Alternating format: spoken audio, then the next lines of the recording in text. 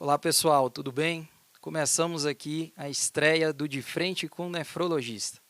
Hoje eu tenho o prazer imenso de receber aqui um grande nefrologista de Brasília, o Dr. Pedro Mendes.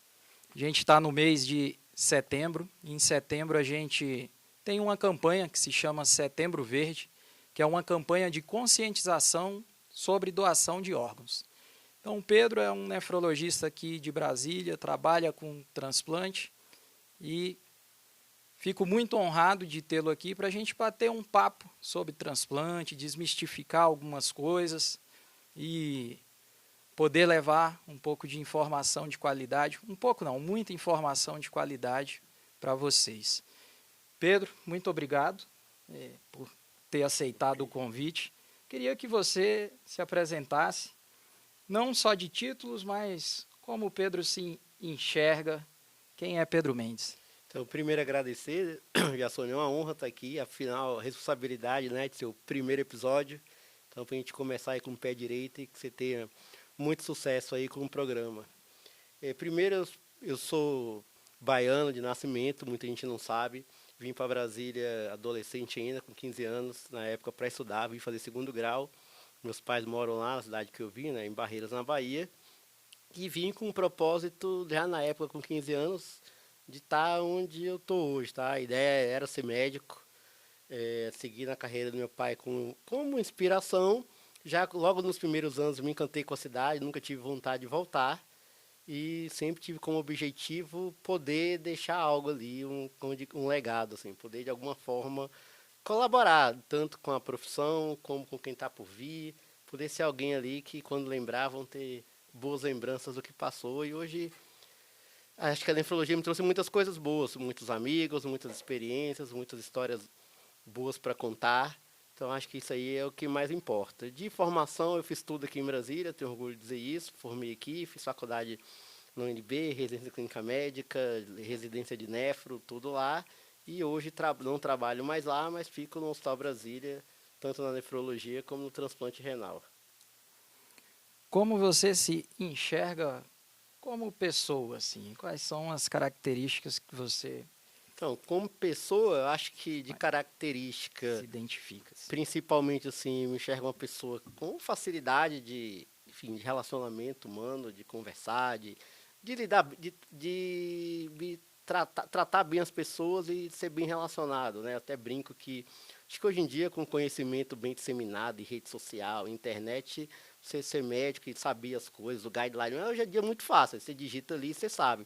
Mas eu acho que são esses soft skills, né? Essa facilidade de enxergar o ser humano e tratar bem, eu acho isso daí ainda uma habilidade que eu valorizo muito e talvez seja uma coisa que eu sei que eu tenho facilidade. Hoje, onde eu passo, seja no contato com um colega de trabalho e outros, sempre acabo transformando isso muitas vezes em amizade, em relações de confiança. Que tá um exemplo, né? Uma pessoa que eu não convivi na minha residência, que eu falei pouquíssimas vezes na minha vida, sem ser por questões profissionais, para falar de algum paciente que por algum motivo ali se conectou e fez acontecer o que está sendo aqui hoje, né? Seu pai é a sua grande inspiração para ser médico? Acho que sim. Meu pai é médico de uma geração ali diferente da nossa, né? Onde a medicina era completamente diferente, onde colocava ali, onde ele fez clínica médica, residência e fazia praticamente tudo. Ainda mais porque ele fez em Salvador, foi para o interior da Bahia, para Barreiras, pegou Barreiras ali no boom, né? Ele chega junto com o agronegócio chegando. Então a cidade era nada, não era nem perto do que é hoje de potência, né, financeira. Então, para ter feito clínica médica, fazia de tudo. Era que tinha, e aí a população acabava ali tendo uma referência, ele sempre teve uma dedicação muito extrema à profissão. E eu sou mais velho, nós dois somos médicos, eu e meu irmão, mas eu sou quase 7 anos mais velho que ele. Então eu peguei muito ali a fase inicial, cansei de ir para o hospital com meu pai no final de semana. Então foi uma coisa que virou natural, porque era um ambiente muito que eu vivenciava muito, de estar na clínica, em hospital às vezes à noite, até porque ali no início de carreira ele tinha que dar aquele gás, era a hora que eu também tinha para estar junto, para aproveitar. Então, apesar de toda essa dedicação, de inúmeras comemorações de Natal, que eu sei que meu pai tinha que ir de noite, e outras coisas assim, eu nunca tive ali a medicina como uma marca negativa. Putz, privou de contato. Muito pelo contrário, sempre achei que quando tinha contato era bom, estava lá, adorava, e foi uma coisa natural. Acabou que para mim era muito claro que era isso aí que eu ia fazer. Maravilha. Como a nefrologia surgiu aí na sua vida e depois o transplante? Como é que você foi parar na nefrologia? O que mais te cativou na especialidade? E depois o transplante? A Assim. nefro já foi uma coisa, digamos, assim, inesperado durante a trajetória da faculdade. Você sabe, nefro não é das coisas que os alunos mais querem. Na graduação costuma ser muito complexo, então é uma das disciplinas que a gente tem mais medo ali, que não aprende tão bem. Mas no final da minha graduação, durante o internato, eu gostei do meu rodízio, não era o que eu queria, mas ligou ali uma chama. E durante o estudo, a preparação para a prova de clínica médica, que é o que eu já sabia muito claro que eu queria, coincidentemente foi a disciplina que eu mais gostei ali de estudar e que eu cheguei e achava que eu sabia bastante, gostava muito de glomérulo quando eu comecei a estudar, cara, isso aqui que eu comecei a gostar. Mas ainda assim eu tinha endócrino como a primeira opção, o reumato. Passei para a clínica médica, comecei meu rodízio lá no HUB, no pronto-socorro, era um rodízio bom porque eu via todas as especialidades, eu tinha os pacientes, discutia com cada área, e já comecei daí, adorava quando a nefro descia. Tem um professor que eu adoro, que foi muito importante na minha vida profissional, que é o Flávio, adorava quando ele estava lá. E aí fiquei, acho que eu gosto disso. Mas como eu não passei nas outras que eu prefiro, não vou menosprezar. Meu segundo rodízio foi nefro, já saí de lá praticamente decidido, mas não queria dar a decisão. Rodei na endócrina, adoro consultório, mas vi que não era o que eu queria fazer.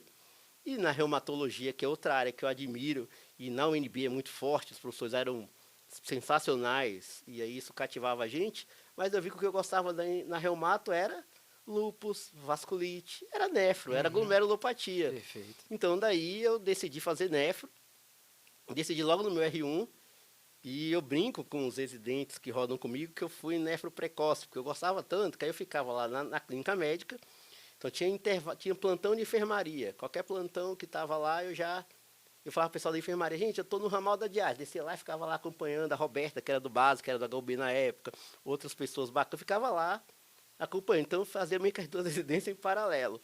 E na minha residência de nefro, eu não sabia nem o que era transplante. A gente não vê isso na graduação, não vê isso hora nenhuma. E aí eu tive o transplante da HUB, eu peguei a residência de nefro com o transplante da HUB surgindo de volta. Era um programa que tinha praticamente sumido, aí ele volta a crescer com o Giuseppe, com o Gustavo, e eu estava nessa hora, então eu estava ali no lugar certo, na hora certa. Eu passo de 12 transplantes, mais ou menos, no meu primeiro ano de residência, para 50 no segundo. E aí, com isso, eu vi muito, vivenciei, aprendi bastante. Era a residência que a gente estava lá toda hora, então, a gente que tocava tudo, o HUB não tinha a estrutura de médico que tem hoje, então uma coisa que virou natural ali, porque a gente acabava vivenciando muito o transplante renal. Maravilha. O transplante, ele tem a capacidade de devolver sonhos, do paciente pensar ali num futuro muitas vezes melhor. Tem alguns casos que me marcaram assim. Tem um caso de uma menina que ela tinha 15 anos quando ela foi transplantada. E por algum acaso ela foi parar no jornal dando entrevista e ela fala que o sonho dela era poder banhar numa piscina. E isso é uma coisa que parece muito simples, mas essa paciente ela fazia diálise peritoneal, então ela tinha um catéter ali na barriga, e isso contraindica ela a tomar um banho de piscina, algo muitas vezes corriqueiro que a gente não dá nem valor. Ela transplantou e falou sobre esse sonho dela. Teve um outro caso, esse um pouco mais recente até, de uma paciente que morava no interior de Mato Grosso, e ela viajava ali 300, 400 quilômetros para ir, 300, 400 quilômetros para voltar, 3 vezes por semana para fazer hemodiálise. E aí surgiu um rim para ela aqui em Brasília e aquela loucura, carro da prefeitura trazendo aquela correria. E ali eu pude ver realmente quanto o transplante transforma vidas, porque aquela criança, aquela adolescente que estava ali em Mato Grosso, a vida dela era em volta da diálise. Ela não poderia sonhar, a vida dela estava condenada a viajar para fazer o tratamento, então não é a melhor vida para uma jovem nessa idade aí. Eu queria saber do Pedro o que é que o transplante significa para ele, o que é que ele vê de transformação na vida das pessoas. O transplante de açônio, você resumiu bem, ele tem algumas coisas que são muito marcantes. Eu acho que além da transformação, ainda numa fase pré-transplante, ele é uma maneira de esperança e de motivação. Imagine você estar ali na diálise, indo todo dia fazer sua terapia, ou fazendo diálise peritoneal em casa, mas você sabe que você tem uma oportunidade de um dia aquele jogo virar. Só aquilo ali já te dá uma chama de acender ali uma adesão, uma dedicação, porque eu sei que aquilo pode ser temporário. Alguns sabem isso com mais dado, porque tem um doador vivo e sabe que vai conseguir, mas outros só faz de estar listado. Isso já mexe com a cabeça da pessoa. Você sabe que você tem uma chance, então acho que já começa daí o transplante. E depois, a gente que lida ali com o paciente renal crônico, não é fácil. Diálise melhorou muito, hoje os pacientes conseguem ter qualidade de vida melhor, trabalha depois, mas não é igual, você tem uma restrição, é difícil para viajar. Eu trabalhei 2 anos no Hospital da Criança, coordenando a diálise de lá. E foi uma realidade que me marcou muito, porque eu via crianças, que não só a criança, a vida da família toda destruída pela doença renal crônica. Pais que moravam em Brasília porque tem poucas diárias, poucas clínicas, né, então locais. Às vezes a pessoa tem que mudar de Mudou para cidade, né? Brasília e Realmente não ela tinha mais tava... emprego. Vivia tudo de coisas governamentais e a vida se resumia em entrar no carro, trazer o filho para dialisar e voltar. As crianças todas, sem exceção, com atraso escolar, retardo de crescimento. E aí você via, quando o transplante saía, criança de 10 anos, você via assim, ela crescer, voltar, melhorar o intelecto. O impacto é sem preço. E um exemplo assim, que me marcou muito no HUB, quando eu ainda era residente de NEF, primeiro transplante, e aí fui lá ver aquela alegria, era doador vivo ainda, a gente fazia os primeiros, aí o paciente emocionado, foi, doutor, eu não lembrava o quanto era bom fazer xixi. E é isso, a gente que não perdeu isso, é uma coisa Não dá banal, valor, né? é uma coisa banal. Você E a nem gente, percebe, a gente né? nem percebe, a história da piscina também, para o paciente que faz diálise peritoneal. São essas coisas simples da vida que a gente enxerga assim, o impacto que um tratamento como esse pode fazer na vida da pessoa, da família, do Estado como um todo, né? Pessoa jovem é alguém que vai poder voltar a produzir, que vai voltar para o mercado de trabalho, é uma família que vai poder os filhos ver o pai e vice-versa. Acho que o impacto ele envolve tanta gente com um ato desse que a gente não consegue nem mensurar muitas vezes. O paciente renal crônico ele tem muitos medos e inseguranças, né? Tem medo de morrer, porque no meio médico o paciente renal crônico ele é considerado um paciente potencialmente grave, mesmo ele estando bem. Ele tem medo de ser abandonado pela família, ele tem medo de ser um peso ali para a família. E o transplante, ele meio que resolve a maioria desses medos aí. Ser um renal crônico não é uma sentença de morte, e existem ali fases na vida em que ser renal crônico pode ser interpretado de maneiras diferentes. Por exemplo, uma criança ou um adolescente que tem que viajar vários quilômetros para fazer hemodiálise, por exemplo, tem um impacto enorme aí na vida dela, vida da família, enfim. Um idoso, 80 anos, já está aqui em Brasília, por exemplo, vamos colocar aqui a cidade de Brasília, faz uma diálise diária ali de 2 horas. Muitas vezes ir para a clínica de diálise é um momento até de social para aquele paciente ali. Mas, de uma maneira geral, o transplante ele devolve realmente ali a liberdade para esses pacientes e isso é muito bonito. E já que a gente falou um pouco aqui de várias fases da vida, existe algum limite de idade para o paciente poder receber um transplante de rim? Então, isso acaba, assim, você não tem na literatura nada colocando como limite, você tem ali, para cada serviço trabalha com a idade que às vezes coloca como limite, mas o que a gente tem de trabalho hoje, como é que a gente enxerga a ciência?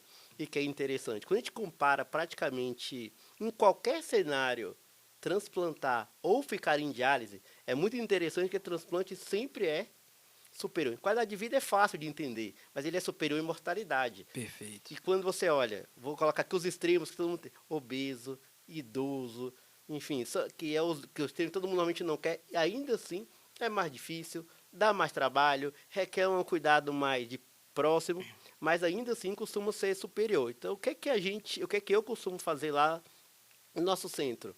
O corte é o status, é a pessoa como tá. Tem gente de 80 anos que vai chegar lá dirigindo com a cabeça completamente perfeita, cheia de planos, tem ali um neto que vai crescer, que se eu entregar para ele talvez 10, 15 anos de vida ali, 10 lúcido, vai enxergar uma neta se formar na faculdade. Então, em tudo isso eu acho que tem que ser pesado. Tem muita gente hoje em dia que se cuida, ele perdeu, por exemplo, tem a doença renal crônica e foi para diálise por uma doença renal policística, por uma nefropatia por IgA. Ele tem ali o rim que ficou doente, ele está com o coração, se ele faz uma diálise diária, bem, às vezes não está tão sofrido com muita gente que não tem renal crônico, mas que tem tanta comorbidade de 60 anos que é muito mais frágil do que ele. Então, acho que muito mais importante do que a idade é o conjunto da obra, o que, que a pessoa tem, a história dela, por onde ele passou, o que, que ele tem de doença, qual que é o risco. Ele tem um risco de falecer, de vir a óbito muito alto em 5 anos? Eu acho que aí não justifica tanto. Mas se não é essa o que a gente está se deparando ali, eu acho que tudo tem que ser conversado e levado caso a caso. Perfeito. Essa é uma dúvida recorrente, assim. O pessoal acha, mas o caso do Faustão, por exemplo. O Faustão tem tantos anos, acho que é uns 72, 73 anos que o Faustão tem. Normalmente não transplantam um paciente dessa idade, colocaram esse rim só para o Faustão. Isso não é verdade.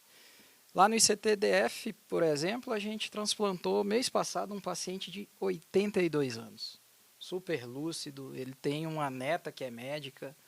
E conversando ali com ele, pedi demais para conseguir esse transplante, pedi para Deus e orei demais e estou aqui. E é muito legal assim, a gente não ter realmente esse limite de idade. É um paciente que estava na diálise, mas tinha a esperança de poder ter um pouco mais de liberdade assim. Outro caso que mexeu comigo foi de uma paciente que a gente transplantou que ela tinha um painel de 100%. E os pacientes que estão aí em listas de transplante, eles sempre escutam falar ali sobre painel e às vezes eles chegam com algumas dúvidas. Eu queria, nesse momento aqui, aproveitar a oportunidade, ou lhe dar a oportunidade de explicar um pouco sobre painel, de você trazer algum caso, falar um pouco aí também sobre o que aumenta um painel daquele paciente, como é que ficam as chances de transplante. Então, isso é ótimo, é uma pergunta que, às vezes, da maneira como você explica, a pessoa pode ficar feliz ou muito angustiado com esse resultado. O que basicamente é o painel? O painel é o painel de reatividade. Você vai dosar quantos anticorpos a pessoa tem contra os anticorpos ali mais comuns à população da sua região, do Distrito Federal. É como se você fosse pré-vacinado contra o tipo mais comum de pessoa aqui do DF. Em resumo, se um painel dá de 90, quer dizer que, em média, para cada 100 órgãos que aparecer, tem uma chance grande de 90 você não vai poder receber, porque você vai desenvolver rejeição e vai perder o órgão lá. Então, esse basicamente é o painel. Quando você tem um painel de quase 100%, ele não é perfeito, porque ali é uma média, vai ter gente que fugiu ali, vai ter doador que não estava naquele escopo que foi analisado. E aí a pessoa pensa, como a paciente me falou uma vez, mas então nunca vai chegar em mim. Porque eu tinha uma paciente, ela deve ver, porque ela assiste tudo que coloca, tinha um painel em 95, se eu não me engano, falou, mas não vai chegar em mim nunca. Pode falar a verdade. Eu falei, calma, não funciona assim. E qual que é a grande sacada do sistema, e por isso que o sistema de transplante, ele, além de ser muito transparente, ele tenta dar chances iguais para pessoas diferentes. Qual que é a ideia? Quanto mais alto é o seu painel, o painel também te ranqueia melhor. Ele faz você ter mais oferta de rim. Por quê? Porque ele sabe que é tão difícil achar um rim, que aquele rim que você achou que deu para uma pessoa ter um painel mais alto que 90, é o rim da sua vida. Você não pode perder aquele transplante. Que foi o que aconteceu com essa paciente que eu acompanhei. Ela foi na consulta uma semana antes, 15 dias, enfim. Mas foi um período muito curto de lá, desabafou, não vai sair nunca, estou desanimada. Ela tem uma doença que é hereditária, doença renal policística, o pai transplantado, o irmão já tá, acho que também já foi, e aí ela estava bem desgostosa porque ela era a única que tinha esse painel. E o pior, porque o painel, o que faz o painel piorar? Normalmente perda fetal, porque você tem contato ali do sangue, né? Tem um aborto com sangue da mãe e transfusão sanguínea. E ela nunca tinha tido perda, eu acho que tinha feito uma transfusão, que normalmente não faz um painel desse, mas ela foi sorteada, infelizmente tinha um painel altamente positivo. E como eu falei, aquele rim era o rim da vida dela. O dia que saiu, que rodou, que deu tudo, a gente faz outros exames com mais detalhes para ver. Nos outros exames ela passou em tudo, né? No CrossMatch, não tinha o anticorpo lá específico, que é o DSA. Só o painel não define se o paciente Isso, vai ou não vai receber o rim. exatamente. Ali é uma estimativa, e isso muito para que ele consiga ranquear muitas vezes melhor, porque faz de conta que você precisa pegar um ônibus para ir para casa. Mas esse ônibus ele está sempre lotado, você nunca consegue entrar.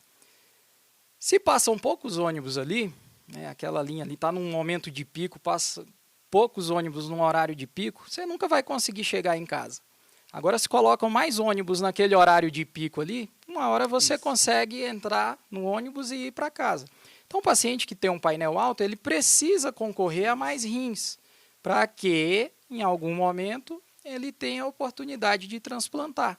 Se ele rejeita 90, 95, 99% dos órgãos que aparecem para ele, se aparecer um órgão a cada 5 anos, ele não transplanta nunca. Né? Exatamente. E nessa até brinquei, eu falei, você só precisa de um. Se der certo, é esse. Ela deve ter uns 2 para 3 anos de transplante, tem a creatina hoje de 0,8, é uma das melhores nossas lá. E Isso, ela teve algum improvável. episódio de rejeição no meio do caminho, você lembra assim? Ou foi Lembro. liso? Para não dizer que foi tudo só flores, qual que é o grande problema do PRA? A gente se prepara antes para complicações imunológicas, para rejeição. Então a gente aumenta muito a dose de imunossupressão. E toda vez que eu dou um remédio para baixar a sua imunidade, eu tenho um preço a pagar. Então ela teve citomegalovírus, foi muito difícil de tratar. A gente ficou ali mais que um ano patinando, tirava remédio e voltava, até que hoje ela também resolveu isso, tá ótima e toca a vida andando. Mas de função renal mesmo, ela sempre ficou bem. Sempre ficou ótima. E nunca teve nenhum episódio, nenhuma complicação renal. Foi a complicação da imunossupressão e que agora também já resolveu. Eu particularmente acho muito legal esse sistema de transplante no Brasil, de você ranquear, por exemplo, essa questão aí do painel. Então, a gente não costuma, no transplante de rim, chamar a lista de transplante de fila, porque a cada órgão que é ofertado é feito um novo ranqueamento. E aí leva, muitas vezes, em conta, às vezes não, leva ali em conta em uma menor proporção o tempo em lista daquele paciente, mas pode levar em consideração o painel desse paciente e principalmente aí no rim, questão da compatibilidade, né? Questão de tipagem sanguínea e aí vem ali a compatibilidade. É como se cada um de nós tivesse aí uma identidade própria e que isso daí é visto em exames e quando sai a oferta de um órgão, é visto quem tem uma identidade mais parecida ali. Então, tenta ser um sistema aí bem justo. Brinco, Jassone, tem paciente que pergunta, mas... Qual que é a minha posição? Ou quanto tempo vai demorar? Eu sempre brinco, a única coisa que eu te garanto é o seguinte, se você não entrar na lista, você nunca vai fazer. Perfeito. Isso eu te garanto. O resto, no fundo, é uma loteria, porque você não sabe quem vai sair, qual vai ser a oferta, e o critério que mais ranqueia ali é quanto maior essa identidade, você pula muito lá na frente. Então, com isso, você tem que estar lá. Você tem que ter 2 obrigações. Estar listado e se manter bem. Com saúde, se cuidando, fazendo sua diálise da maneira mais adequada, para no dia que alguém te chamar, você estar apto para fazer uma cirurgia.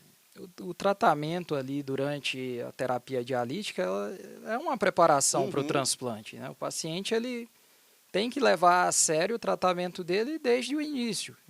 É uma preparação mesmo.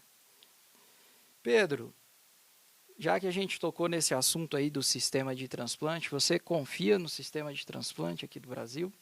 Confio demais. O sistema de transplante é interessante porque primeiro, ele tem todo o critério que é computadorizado, que já aceita e todo mundo conhece. Eu não consigo ter acesso, não é a gente que é transplantador que coloca a pessoa na ordem que quer, primeiro ponto. A lista já vem pronta quando vem uma oferta. Exatamente, era isso que eu ia tocar. E como a lista já vem pronta, acaba que cada centro transplantador, ele meio que é um auditor do outro. Então, vamos supor, eu trabalho num lugar, eu sou Brasília, você está lá no CTDF.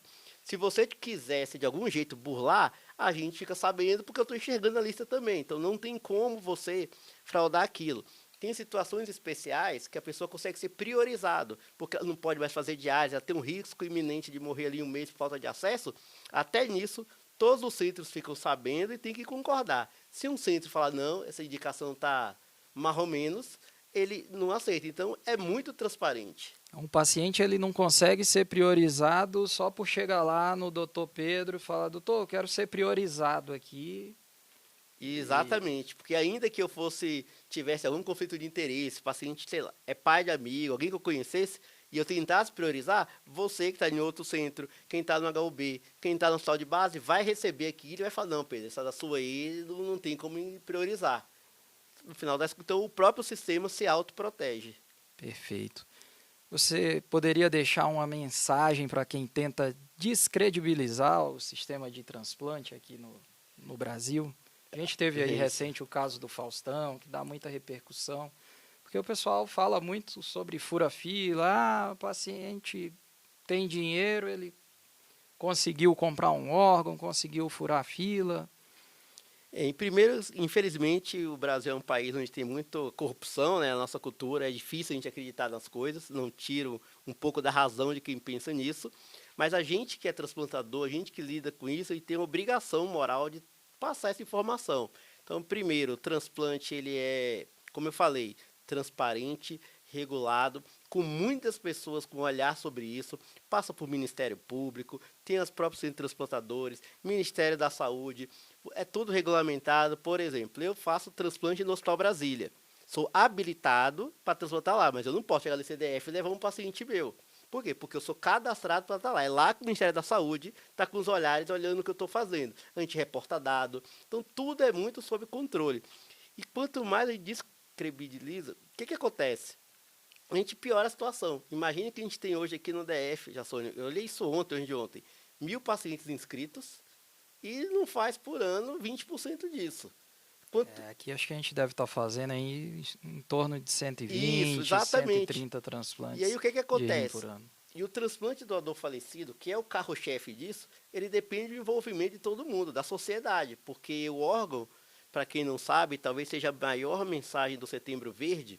Não existe hoje documento de identidade que você deixa que quer doar, não tem documento formal, não tem nada. Quem decide é a família ali na hora. E se o paciente deixou ali algum testamento, alguma coisa, por exemplo, registrada em cartório, isso tem validade? Isso ajuda para a família tomar a decisão, mas se algum descendente, a gente sempre vai ouvir os descendentes seguir na ordem de descendentes, falar na hora que não quero, porque esse rim vai para algum rico que pagou, ele não vai doar e vai deixar de ajudar alguém que a gente não tem a menor ideia de quem seria, porque a gente não tem essa informação. Aliás, o ranqueamento só chega para a gente, que é importante, depois que já foi decretado morte cefálica, que ele vai ser doador, que já está tudo comprovado. Eu não tenho nem como saber para quem vai antes da decisão está tomada. O sistema de transplante só entra no processo quando já está declarado morte cefálica. Morte cefálica é uma coisa que não é feita de brincadeira, você tem exame comprovatório. As outras equipes médicas leem os exames para saber que ali também foi tudo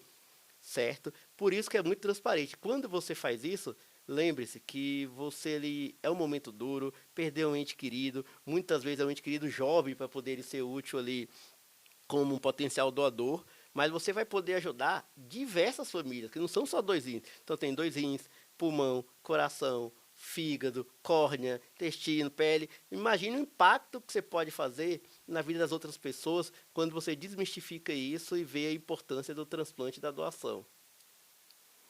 Muito importante, o tema de transplante está aí na mesa das famílias, né? Eu acho que a gente deveria conversar mais sobre transplante, porque isso muda a vida de muitas pessoas.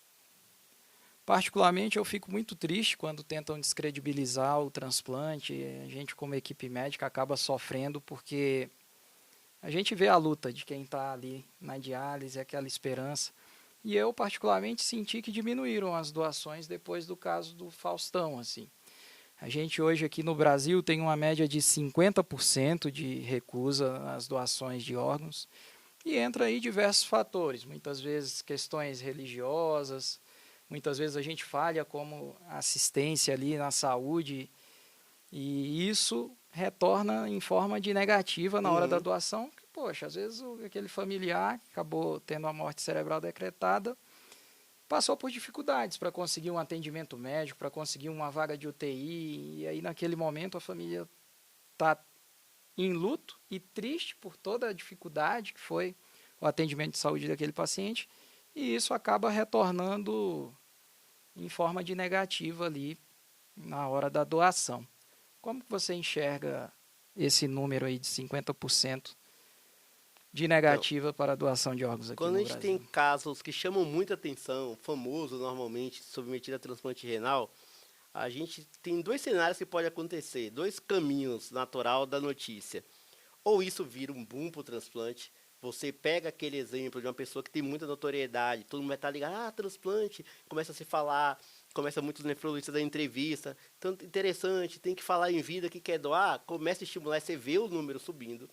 Mas quando a informação é veiculada com viés, de maneira sensacionalista e sem verdade, a gente vai para o caminho contrário, porque começa a gerar dúvidas. Será que tinha condição? Será que o sistema mesmo é válido? Eu vou doar um rim para ir para ajudar uma pessoa que pagou? Então, infelizmente, quando a gente divulga a informação errada, é isso que acontece. Você perde a credibilidade no sistema. A gente tinha ali, o Faustão é um exemplo típico da oportunidade que a gente teve de fazer o transplante virar ali uma notícia absurda, que talvez seja uma das pessoas mais famosas da mídia brasileira, que submeteu a não um transplante, a vários, por motivos ali que um órgão sempre afeta o outro e infelizmente ele foi precisando, e que a coisa caminhou para um caminho ali equivocado e que gera isso, gera descredibilidade. Então você imagina uma pessoa ali mais humilde, que está no hospital mais simples, que estava aguardando a transferência para um leito melhor, e o hospital não conseguiu, por todos os problemas inerentes à nossa estrutura, e aí decreta a morte cefálica, mas agora a gente vai transferir porque precisa da captação, e nessa hora ele consegue. Dá uma angústia, assim, eu entendo quem está do outro lado. Por isso que o nosso dever é esclarecer. Que você pega a pessoa no momento de maior fragilidade, que nunca conversou sobre transplante, porque normalmente a gente não gosta de falar de morte, ninguém fala, não, quando eu morrer, ninguém não gosta de falar nada quando eu morrer. E aí ele pega de surpresa com todo esse mito na cabeça dele. Então a gente precisa conversar e desmistificar isso. Queria que você falasse um pouco sobre, voltando ali um pouco atrás, a gente falou, introduziu um pouco sobre mortalidade. Hoje em dia, qual que é aí a diferença de mortalidade entre um paciente em diálise e um paciente que transplanta? E quanto tempo dura um rim, em média? Aí? Então, ótimo. Essa é outra informação que às vezes ela cai bem ou não, né? Depende de como a pessoa enxerga o dado. Primeiro, para quem está em diálise, ele sabe que 10% mais ou menos de quem está em diálise ali vai falecer no ano. Então, imagina você que está numa clínica, que tem naquele seu horário lá, 10 pacientes fazendo com você, 20. Você sabe que estatisticamente 2 anos, a cada ano, 2 daqueles seus amigos não vão estar lá e possivelmente um dos anos vai ser você. É você estar ali com a arma na cabeça. Então, não é uma situação tão fácil. E quando você vai para o transplante, o que acontece no transplante? Os primeiros 6 meses ali, você tem uma mortalidade eventualmente até maior do que se você tivesse ficado quietinho lá na diálise, porque você está se adaptando à imunossupressão, você tem um risco de infecção mais grave, mas passado esse período, a mortalidade começa a mudar drasticamente. Você começa a ter uma mortalidade já ali mais próximo do que te levou lá. Se você é hipertenso, de uma pessoa com hipertensão, de qual é o grau de doença que você tinha antes. Então, acho que isso é importante a pessoa saber. O transplante, como eu gosto de falar sempre quando eu estou atendendo pré-transplante, ele não é uma peça de carro que você foi lá, trocou e maravilha, estou zerado e vida que segue. Infelizmente, tudo tem um preço a ser pagado na vida. Você vai deixar de fazer diálise para tomar uma série de medicações para não ter rejeição, independente do grau de compatibilidade que você tiver. Eu costumo, só interrompendo um pouquinho até, mas eu costumo falar que a gente coloca uma nova doença no paciente, mas que é melhor do que a doença renal crônica, dialítica, propriamente de aquele tipo, porque muda a mortalidade. Isso. Mas é uma espécie de doença, tanto é que o paciente toma remédio todos os dias religiosamente. E aí, pegando aqui sua pergunta, ele sempre pergunta assim, doutor, eu vou tomar esse remédio para a vida toda? Aí eu já engato, você vai tomar esse remédio enquanto o rim estiver com você. Por que eu respondo isso? Porque hoje, na margem do conhecimento que a gente tem, a gente consegue evitar alguns tipos de rejeição agudas, mas a gente sabe que ao longo do processo, o sistema imunológico vai burlando e consegue escapar de todo o tratamento que a gente tem. E, em média, isso vai durar 15, 20 anos, uns para mais. Tem gente com 30 anos de transplante, tem Eu gente já com tive uma menos. paciente, minha não, do Gustavo Seba, Aí, lá ó. no hospital de base, seu amigo, com mais de 40 anos de Exato. transplante. Então, tudo é possível. Era na máquina de escrever ainda o relatório médico dela, assim. E nessa época eles tratavam rejeição com radioterapia. Aí, ó. É E conseguiu interessante, tá? ficar. Tanto tempo aí. Por quê? Qual que é o dado? Esse dado é uma média. Tem gente nessa média que, infelizmente, entrou na condição pior, que, infelizmente, não levou o tratamento a sério, que tinha uma imunidade muito crítica que colocava em risco, mas tem gente que é o padrão que pode durar. Mas o que é que eu sempre digo? Primeiro, em medicina, as coisas evoluem muito rápido. Eu pense que daqui a 15 anos, o que a gente vai ter de conhecimento é o que eu tenho hoje. Essa era a próxima pergunta. Como você enxerga o transplante e a nefrologia, Isso. até de uma maneira geral, nos próximos anos? E as duas áreas vêm crescendo muito. Então, o que eu enxergo hoje como prognóstico talvez mude. Talvez em 15 anos, aquele exemplo lá do transplante, xenotransplante, vira realidade. Agora saiu uma reportagem recente que a China está com um rim artificial testando. Então, nada disso vai chegar em um ano, mas 15, 20 anos, para quem tem 20, 18, 20, é uma realidade ali, logo ali. Ou então, outra maneira de enxergar esse tempo do transplante. Imagina a pessoa ali, o padrão médio da nossa idade aqui, com 40 anos. Fala, o que é melhor para você? Você fazer diálise agora, que você está na flor da idade de produção econômica, de viajar, de construir patrimônio, de ver seus filhos crescer, de aproveitar a vida, ou com 65 anos, a saúde de dever cumprido. Então, no pior das hipóteses, eu te jogo lá para frente. E, para quem não sabe, ainda dá para fazer o segundo, o terceiro. Essa era a próxima pergunta. Quantos transplantes de rim uma pessoa pode fazer?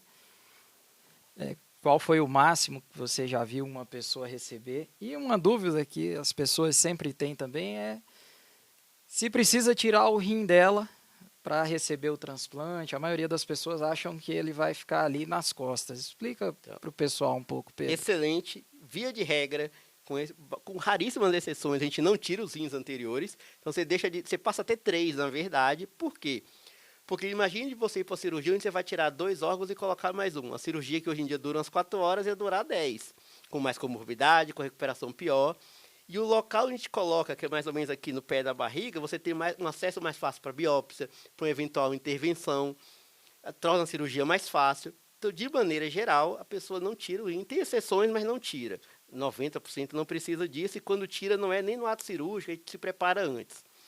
E aí, qual que é o máximo? Teoricamente, dependendo da experiência da equipe que está fazendo cirúrgica, é quantos ali você tiver vaso e couber. O máximo que eu me recordo ter visto, se eu não me engano, eram 4 que ele já tinha feito. E estava lá na HUB querendo fazer o 5º, e depois eu saí de lá e perdi o segmento, mas me marcou muito porque eu nunca tinha visto. O segundo, 3 eu já vi, 4 isso. eu não vi ainda. Eu acho que tinha 3 e queria o 4º, na verdade. Mas assim, o que acontece? Via de regra fácil. Você coloca um aqui, né, na fossa ilíaca do lado aqui do pé, do lado direito. 2 é tranquilo, né, Isso, Pedro? o segundo do outro lado. Nem sempre, quando o rim para de funcionar, a gente precisa tirar. A maioria das vezes não precisa. Isso. Daí para frente, aí você vai ter que tirar, vai ter que colocar num lugar diferente, e aí vai muito de experiência, e aí já começa a ser as exceções. Mas 2 é muito factível, e você no CDF faz muito mais transplante que eu, quem nunca viu, né? Verdade. Você já viu algum mito, alguma história sobre transplante que te marcou? Vou dar um exemplo aqui. Eu tive um paciente, às vezes ali até brincadeira, né? Que perguntou se o rim que ele estava recebendo era de homem ou de mulher. E aí, quando falou que era um rim de mulher, ele falou, e aí, doutor, agora eu vou ter que mijar sentado? Então, às vezes eles vêm com uma brincadeira ou existem aí alguns mitos, enfim. Te dou a oportunidade de trazer alguma história assim. Essa é uma que, por mais pareça boba, é comum. Vira e mexe pergunta isso. E aí agora, como é que vai acontecer? Muda alguma coisa? É uma das perguntas bem factível. Eu acho que, às vezes, a gente, até como médico, coloca o paciente ali numa bolha muito grande de proteção, de cuidado, para não. Lógico que a gente tem que ter cuidado, você fica muito exposto à infecção, mas eu acho que muito paciente sai daquilo ali com a noia muito grande, que e fala, só estou tomando água mineral a partir de agora, só estou comprando a fruta e lavando, assim, com um grau de exigência, gente que diz que não está dormindo no mesmo quarto com a esposa, por causa de infecção. E eu sempre brinco, eu vim de um lugar de transplante que era SUS, do HUB. Você acha mesmo que a população lá, que era mais humilde, tem condição de tirar o parente de casa, de comprar água mineral todo dia? Não tem nada que justifique isso. Tome se você gosta, você pode pagar, mas é lógico que você tem que ter cuidados, lavar melhor a alimentação, ter o bom senso de não mal transplantar, não ir para a igreja, não ir para um lugar cheio de gente, não ir aquela farra, a família toda querer te ver no outro dia, sim. Mas tem coisas que, se é o seu núcleo familiar, você não precisa se privar da convivência das pessoas. Se tem, não precisa separar. Você fala, rapaz, eu não sei que sua mulher não está querendo mais lá, você está querendo dormir separado, mas se não, do ponto de vista médico, eu não tenho nenhuma indicação para isso. Tem algum caso em específico que te marcou, assim, que você gostaria de compartilhar a história com a gente? Aqui. Você já deve ter visto aí, facilmente deve estar chegando aí uns 200 transplantes, talvez, Pedro? Talvez, quando se eu somar ali com a da época de HUB, sim. Lá no Brasil a gente já fez 80 e pouco, então somar com HUB é bem factível. Lembrando aqui de casos que marcaram, sim, um que me marcou não pelo caso em si, mas pela proximidade. Eu tive, em 2019, uma experiência de transplantar uma pessoa que eu conheço desde muito antes de eu sonhar em ser médico, que é de Barreiras, que me conhece de infância e que tem doença renal policística e que acompanhava em São Paulo. E aí quando eu terminei terminei a residência, as filhas falavam, acompanha com o Pedro lá em Brasília. Não, mas o Pedro é uma criança, é um menino que eu conheci, assim, eu não me enxergava como médico. E aí a vida dá voltas. Um dia ela teve um cisto infectado, fez uma sepse grave, estava aqui em Brasília, que as filhas moravam aqui, me ligaram, eu fiz os exames, pedi para internar, internou, lá a gente tratou, saiu muito bem, daí criou um vínculo muito bom. A gente conseguiu ainda ficar entre 2016 e 2019, final de 2018 ainda em conservador, até que ele entrou em diálise e sem esperança nenhuma de transplantar a cabeça dela. Mas mesmo assim deu o braço a torcer, conseguiu, aí ficou 6 meses só na diálise, transplantou o doador falecido.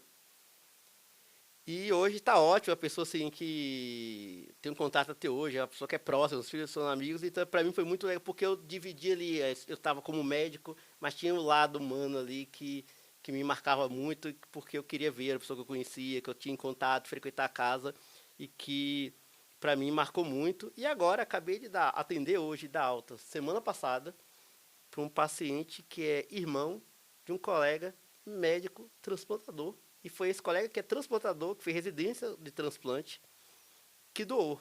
Contemporâneo meu, eu sou um pouco mais velho na faculdade, ele se conhece desde a faculdade. E o interessante é que ele já tem doença renal crônica há algum tempo.